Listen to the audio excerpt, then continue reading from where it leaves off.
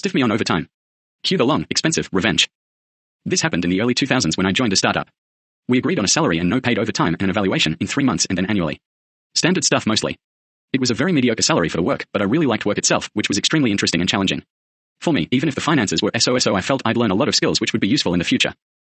After 3 years and having 10 decent clients and a bunch of clients trialing and money rolling in, the talk turned to back pay and paid overtime plus compensating for past overtime. At that point, around $50,000 in OT had been accrued, which is a lot. Legally it couldn't be back pay, so the talk was always of a discretionary bonus. Now at this point, everyone is okay with this, myself included. And this was discussed in writing, via company emails too, so I felt secure and that no bad will was in play. I felt the company should be able to afford the payment. Equally, I'd happily settle for equity at a discount, which is legally possible there if cash flow was an issue. The discussions about back pay, possible equity, and now started to drag on, and I was getting irked by this. In the end, I was made an offer of equity which meant the company valuation was far beyond anything reasonable, in the hundreds of millions, and I'd get a minuscule stake, less than 0.01% of a company with 9 employees and a projected annual turnover of around $2 million. It was a refu of sorts to stiff me out of money, and I didn't want to take that lying down. To say I was furious was an understatement. Anyway, the day he made that offer I handed in my resignation. This sent the CTO into panic mode because the CEO had refused an updated contract and I was still on a 1-month notice period, plus I had a lot of untaken paid leave.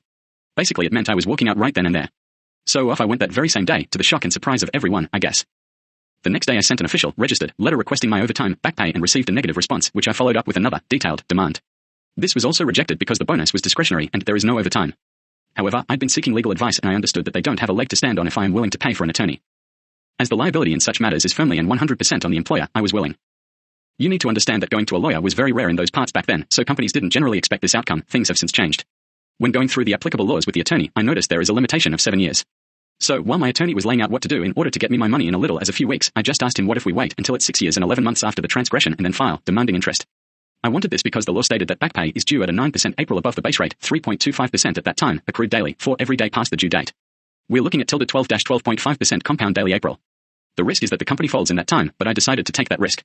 I sent one final letter stating that I expect all the owed and accrued amounts to date to be paid immediately. Of course, nothing happened. For the next few years life rolled on. The company did grow and become a known player in the area. When the time came, I found an attorney and started the case. We had copies of all the communications, copies of the registered letters and responses.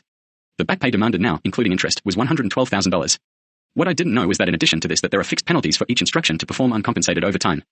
The total demand was something like $135,000. To say that the CEO, who was still CEO, lost his *T would be an understatement. I got a very verbally abusive phone call which I dutifully recorded, as it wasn't completely unexpected and was added to the filing. The CEO fought, or tried to, but when the judge heard the phone call, he took an immediate dim view. Reading through all the communication just put more nails in the defense's coffin. The judge just ruled and instructed the company to pay immediately and without delay, and also ordered the company to pay all my legal costs. They also got a full audit from the Department of Labor. The company paid up a week later.